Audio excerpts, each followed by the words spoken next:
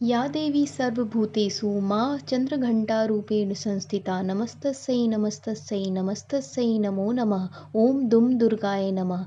आज चैत्र नवरात्रि की तृतीया तिथि है और हम तीसरे दिन नवरात्र में मां चंद्रघंटा की पूजा करते हैं। आप सभी को नवरात्रि के तीसरे दिन की अनेकों शुभकामनाएं। मां भगवती आप सभी एवं आप सभी के परिवार पर सदैव अपनी कृपा बनाए रखे। आज आप नवरात्रि के तीसरे दिन सुनने वाले हैं माँ दुर्गा सप्तशती का चौथा अध्याय। तो आइए अब पूरे भक्ति भाव के साथ सुनते हैं माँ दुर्गा सप्तशती का चौथा अध्याय का पाठ। इंद्रा आदि देवताओं द्वारा देवकी की स्तुति। सिद्धि की इच्छा रखने वाले पुरुष जिनकी सेवा करते हैं तथा देवता जिन्हें सब ओर से घेरे रहते हैं, उन जया नाम वाली दुर्गा देवी का ध्यान करें। उनके श्री अंगों की आभा काले मेघ के समान श्याम है। वे अपने कटाक्षों से शत्रु समूह को भय प्रदान करती हैं। उनके मस्तक पर आबद्ध चंद्रमा की रेखा शोभा पाती है। वे अपने हाथों में शंख, चक्र, कृपाल और त्रिशूल धारण करती हैं। उनके 3 नेत्र हैं। वे सिंह के कंधे पर चढ़ी हुई है और अपने तेज से तीनों लोकों को परिपूर्ण कर रही है। ऋषि कहते हैं, अत्यंत पराक्रमी दुरात्मा महिषासुर तथा उसकी दैत्य सेना के देवी के हाथ से मारे जाने पर इंद्र आदि देवता प्रणाम के लिए गर्दन तथा कंधे झुकाकर उन भगवती दुर्गा का उत्तम वचनों द्वारा स्तवन करने लगे। उस समय उनके सुंदर अंगों में अत्यंत हर्ष के कारण रोमांच हो आया था। देवता बोले, संपूर्ण देवताओं की शक्ति का समुदाय ही जिनका स्वरूप है तथा जिन देवी ने अपनी शक्ति से संपूर्ण जगत को व्याप्त कर रखा है, समस्त देवताओं और महर्षियों की पूजनिया उन जगदम्बा को हम भक्ति पूर्वक नमस्कार करते हैं। वे हम लोगों का कल्याण करें।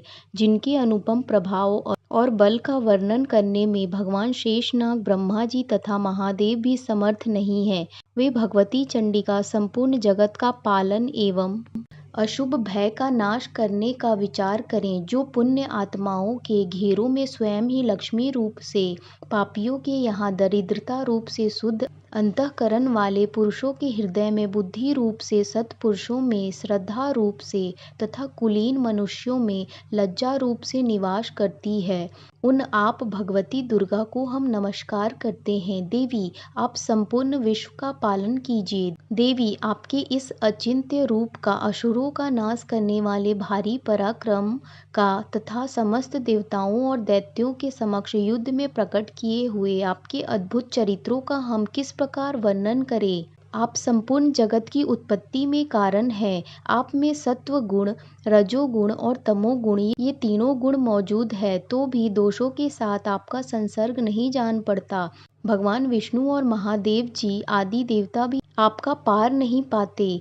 आप ही सबका आश्रय है। यह समस्त जगत आपका अंशभूत है क्योंकि आप सबकी आदिभूत अव्याकृता परा प्रकृति है। देवी, संपूर्ण यज्ञों में जिसके उच्चारण से सब देवता तृप्ति लाभ करते हैं, वह स्वाहा आप ही हैं। इसके अतिरिक्त आप पितरों की भी तृप्ति का कारण है। अतएव सब लोग आपको स्वधा भी कहते हैं। देवी, जो मोक्ष की प्राप्ति का साधन है, अचिंत्य महाव्रत स्वरूपा है, समस्त दोषों से रहित जितेंद्रिय तत्वों को ही सार वस्तु मानने वाले तथा मोक्ष की अभिलाषा रखने वाले मुनिजन जिसका अभ्यास करते हैं, वह भगवती परा विद्या आप ही हैं। आप शब्द रूपा हैं। अत्यंत निर्मल ऋग्वेद, यजुर्वेद तथा उद्गीत के मनोहर पदों के पाठ से युक्त सामवेद का भी आधार आप ही हैं।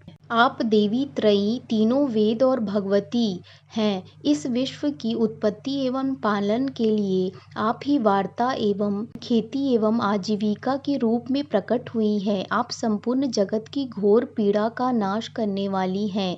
देवी, जिससे समस्त शास्त्रों की सार का ज्ञान होता है, वह मेधा शक्ति आप ही हैं। दुर्गम भाव सागर से पार उतरने वाली नौका रूप दुर्गा देवी भी आप ही हैं। आपकी कहीं भी अशक्ति नहीं है। कैटभ के शत्रु भगवान विष्णु के वक्ष स्थल में एकमात्र निवास करने वाली भगवती लक्ष्मी तथा भगवान चंद्रशेखर द्वारा सम्मानित गौरी देवी भी आप ही हैं। आपका मुख मंद मुस्कान से सुशोभित, निर्मल, पूर्ण चंद्रमा के बिंबिका अनुकरण करने वाला और उत्तम स्वर्ण की मनोहर कांति से कामनीय है, तो भी उसे देखकर महिषासुर क्रोध हुआ और सहसा उसने उस पर प्रहार कर दिया। यह बड़े आश्चर्य की बात है देवी, वही मुख जब क्रोध से युक्त होने पर उदय काल के चंद्रमा की भांति लाल और तनी हुई भौहों के कारण विकराल हो उठा, तब उसे देखकर जो महिषासुर के प्राण तुरंत नहीं निकल गए, यह उससे भी बढ़कर आश्चर्य की बात है, क्योंकि क्रोध में भरे हुए यमराज को देखकर भला कौन जीवित रह सकता है। देवी, आप प्रसन्न हो। परमात्मा स्वरूपा आपके प्रसन्न होने पर जगत का अभ्युदय होता है और क्रोध में भर जाने पर आप तत्काल ही कितने कुलों का सर्वनाश कर डालती हैं। यह बात अभी अनुभवों में आई है, क्योंकि महिषासुर की यह विशाल सेना क्षण भर में आपके कोप से नष्ट हो गई। सदा अभ्युदय प्रदान करने वाली आप जिन पर प्रसन्न रहती हैं, वे ही देश में सम्मानित हैं। इन्हीं को धन और यश की प्राप्ति होती है। उन्हीं का धर्म कभी शिथिल नहीं होता तथा वे ही अपने हृष्ट पुष्ट स्त्री पुत्र और भृत्यों के साथ धन्य माने जाते हैं। देवी, आपकी ही कृपा से पुण्य आत्मा पुरुष प्रतिदिन अत्यंत श्रद्धा पूर्वक सदा सब प्रकार के धर्मानुकूल कर्म करता है और उसके प्रभाव से स्वर्ग लोक में जाता है। इसलिए आप तीनों लोकों में निश्चय ही मनोवांछित फल देने वाली हैं। माँ दुर्गे, आप स्मरण करने पर सब प्राणियों का भय हर लेती हैं और स्वस्थ पुरुषों द्वारा चिंतन करने पर उन्हें परम कल्याणमयी बुद्धि प्रदान करती हैं। दुख, दरिद्रता और भय हरने वाली देवी, आपके सिवा दूसरी कौन है जिसका चित्त सबका उपकार करने के लिए सदा ही दयाद्र रहता हो। देवी, इन राक्षसों के मारने से संसार को सुख मिले तथा ये राक्षस चिरकाल तक नरक में रहने के लिए भले ही पाप करते रहे हों, इस समय संग्राम में मृत्यु को प्राप्त होकर स्वर्ग लोक में जाएं। निश्चय ही यही सोचकर आप शत्रुओं का वध करती हैं। आप शत्रुओं पर शास्त्रों का प्रहार क्यों करती हैं? समस्त असुरों को दृष्टिपात मात्र से ही भस्म क्यों नहीं कर देती? इसमें एक रहस्य है। एक शत्रु भी हमारे शास्त्रों से पवित्र होकर उत्तम लोकों में जाए, इस प्रकार उनके प्रति भी आपका विचार अत्यंत उत्तम रहता है। खड्ग के तेज पुण्य की भयंकर दीप्ति से तथा आपके त्रिशूल के अग्रभाग की घनीभूत प्रभा से चौंधियाकर जो असुरों की आंखें फूट नहीं गईं, उसमें कारण यही था कि वे मनोहर रश्मियों से युक्त चंद्रमा के समान आनंद प्रदान करने वाले आपके इस सुंदर मुख का दर्शन करते थे। देवी, आपका शील दुराचारियों के बुरे बर्ताव को दूर करने वाला है। साथ ही यह रूप ऐसा है जो कभी चिंतन में भी नहीं आ सकता और जिसकी कभी दूसरों से तुलना भी नहीं हो सकती, तथा आपका बल और पराक्रम तो उन दैत्यों का भी नाश करने वाला है जो कभी देवताओं के पराक्रम को भी नष्ट कर चुके थे। इस प्रकार आपने शत्रुओं पर भी अपनी दया ही प्रकट की है। वरदायिनी देवी, आपके इस पराक्रम की किसके साथ तुलना हो सकती है? तथा शत्रुओं को भय देने वाला एवं अत्यंत मनोहर ऐसा रूप भी आपके सिवा और कहाँ है? हृदय में कृपा और युद्ध में निष्ठुरता, ये दोनों बातें तीनों लोकों के भीतर केवल आप में ही देखी गई हैं। माता, आपने शत्रुओं का नाश करके इस समस्त त्रिलोकी की रक्षा की है। उन शत्रुओं को भी युद्ध भूमि में मारकर स्वर्ग लोक में पहुंचाया है तथा उन्मत्त दैत्यों से प्राप्त होने वाले हम लोगों के भय को भी दूर किया है।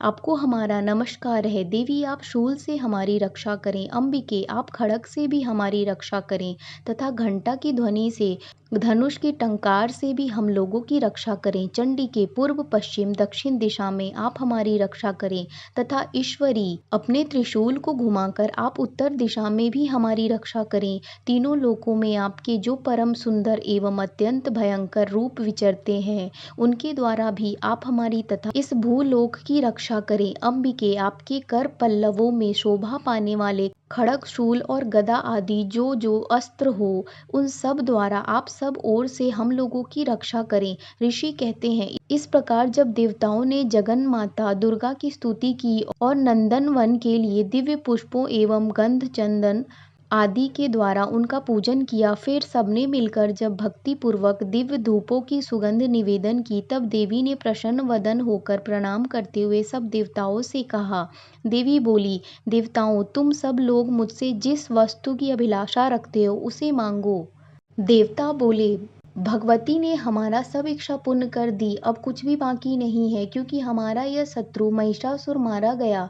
महेश्वरी, इतने पर भी यदि आप हमें और वर देना चाहती हैं, तो हम जब जब आपका स्मरण करें, तब तब आप दर्शन देकर हम लोगों के महान संकट को दूर कर दिया करें।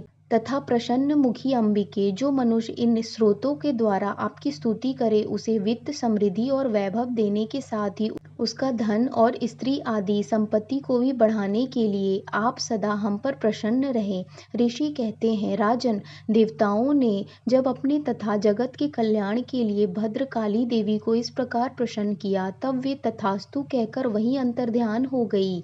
इस प्रकार पूर्व काल में तीनों लोकों का हित चाहने वाली देवी जिस प्रकार देवताओं के शरीर से प्रकट हुई थी, वह सब कथा मैंने कह सुनाई। अब पुनः देवताओं का उपकार करने वाली वे देवी दुष्ट दैत्यों तथा शुंभ निशुंभ का वध करने एवं सब लोकों की रक्षा करने के लिए गौरी देवी के शरीर से जिस प्रकार प्रकट हुई थी, वह सब प्रसंग मेरे मुंह से सुनो, मैं उसका तुमसे यथावत वर्णन करता हूँ। इस प्रकार श्री मार्कंडेय पुराण में सार्वणिक मन्वंतरी की कथा के अंतर्गत देवी महात्म्य शक्रादि स्तुति नामक चौथा अध्याय पूरा हुआ।